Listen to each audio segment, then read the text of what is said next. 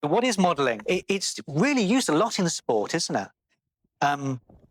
They will study someone's, every minute movement to replicate it to achieve the same result. So it happens a lot in sport. And parenting classes will show models of good parenting.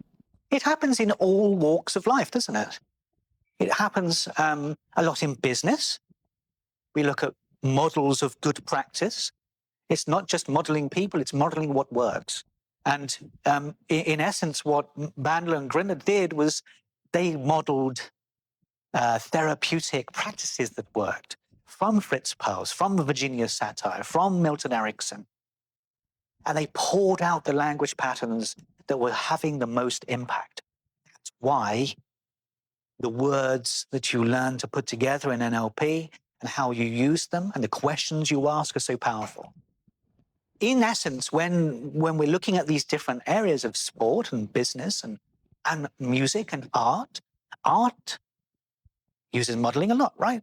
We look at the classics and we attempt to emulate how they did things.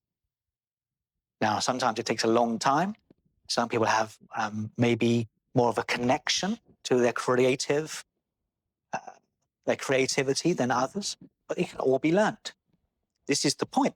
This is the beauty of NLP, is that you can look at what someone's done, model it, and then start to achieve similar relative to you, as opposed to trying to emulate somebody else.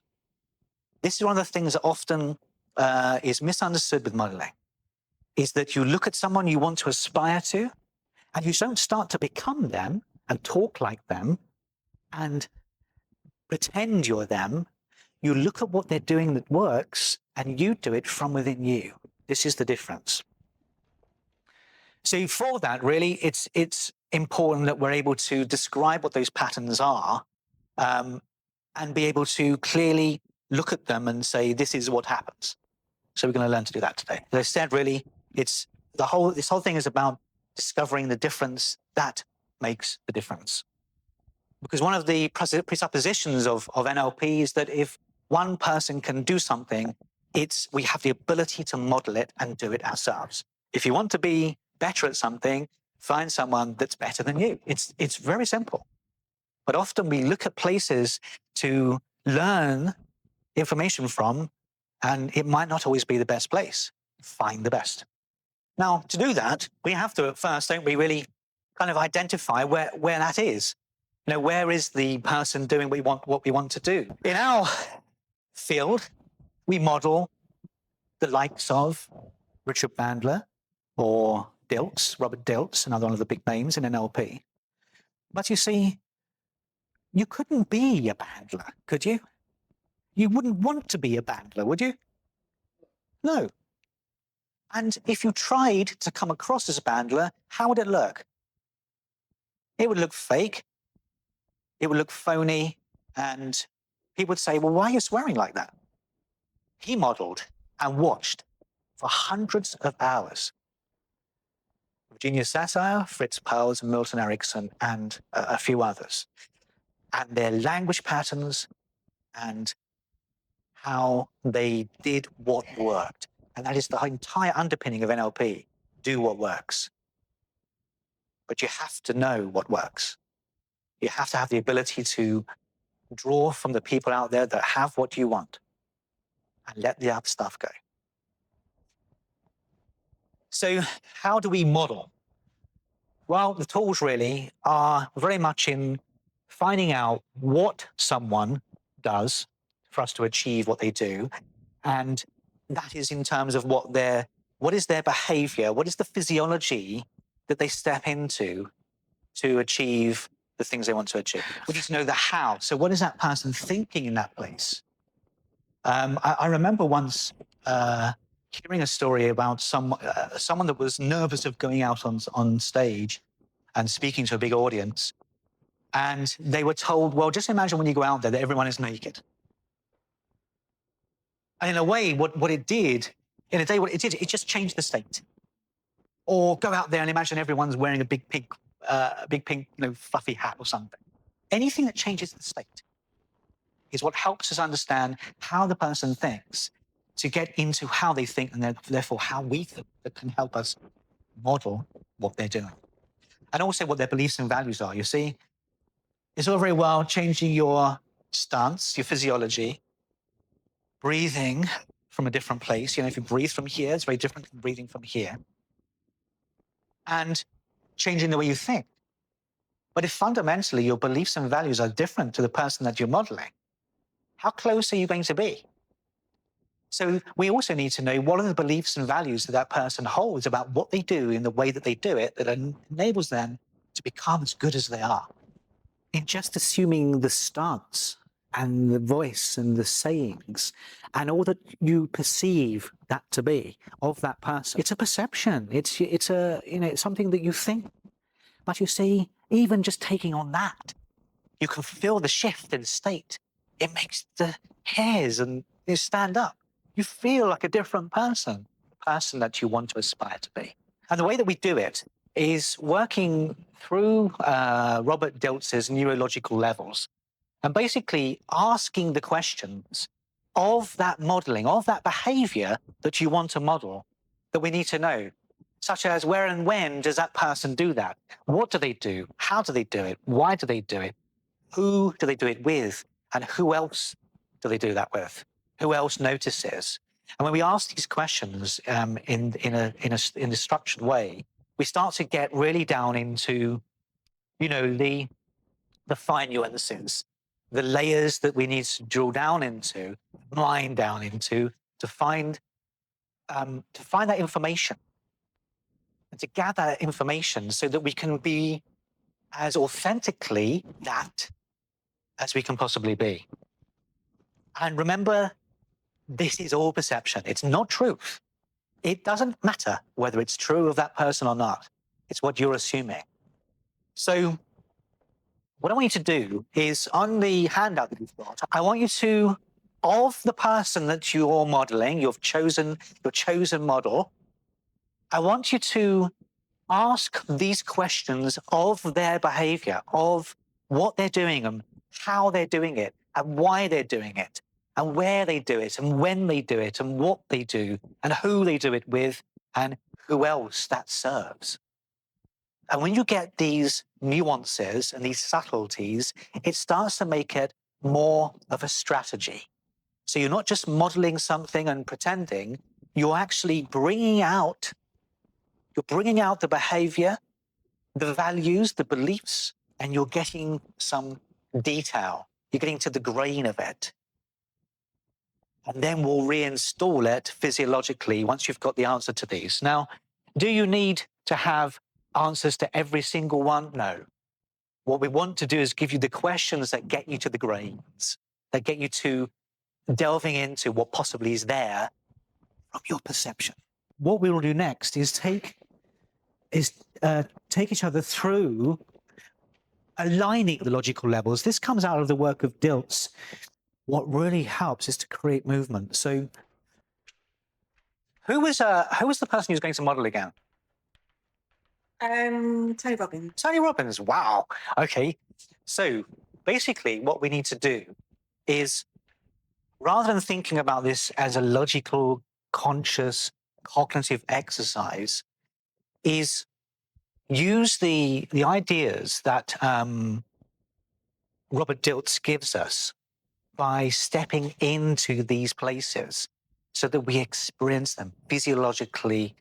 It happens in our body, in our thoughts, because they're all connected. Let's step into the first one, which is the where and the when you're modeling Tony Robbins. And where is it and when is it? So let's take a step in, okay? Physical step in, because remember, it's important to accentuate what you do here. It's not just like, I'm just going to step in here a bit, out. Accentuate it. Take a nice step into the where and the when, and tell me about that place, what's happening there, and when is it, and you're Tony Robbins, so tell us about it. I am Tony Robbins. Welcome. We're here today because we want to empower ourselves and move ourselves forward. Yeah. Give some feedback. That's what he does. Oh, wow, what was that? Oh, what was that? I don't know. I didn't hear anything. Yeah. Wasn't very enthusiastic. Oh. The front row's okay. It's the back. Yeah. Well done. Okay. Now, modeling Tony Robbins, okay, you've got your audience going, but take another step into the what are you doing? What is it that you're here to do? What's this all about? You're Tony Robbins. I'm here. I'm here. What am I doing? Yeah, what am I doing here? I'm here to motivate you and you and you. So let me know, where do you want to go? Who do you want to be? Tell her. Him. What's bringing you down? What's making you go up? I'm here to help. What's so funny? Tell me. Express yourself. What? Okay, take another step into the how do you do this, Tony? How do you do this? How do you do it? How do you make such a huge shift in so many people? Thousands of them at a time. Because I care.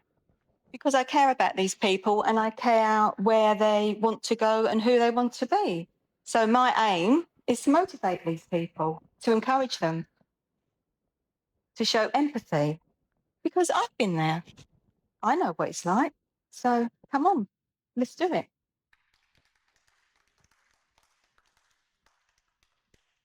This is impressive, right? Take another step. Why do you do what you do? You know Tony's called the why guy, right? He's the why guy. I am, yes. Yeah, why do you do what you do? I do it because I love people and I love to encourage people. And I aim for you to be the best you want to be for yourselves. Because we've got this life, so we might as well live it without all that rubbish holding us back. We can do that. Come on. Okay, take a step. Who do you do this with? Who are these people? Who do you show why you do what you do? These people come to see me because they know that I'm good and they know that I can help them. And I know that I can help them. So, because I want to, because I love people and I love to help them. So let's go for it. And last step, who else? Who else does this apply to? This, who you are, what you do, why you do it, where, when? Oh, I do this all the time in life, but it's exaggerated on the stage, obviously, because you've paid good money to come and see me. So I'm here to help you. So use me because you've paid for it. And I would like to use the skills that I've learnt.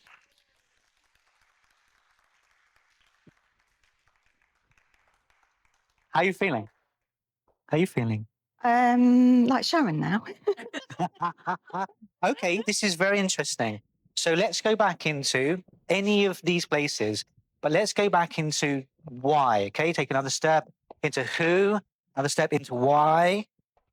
Okay, why do you do what you do? Tell us again. Because I want to help people. And I've just noticed as I'm showing, my voice has got higher, so I lowered it. Because I want to help people and I want to make a difference to the world and I want to make a difference to your life. So let me. How's it Because feeling? you make a difference to mine. How are you feeling in this?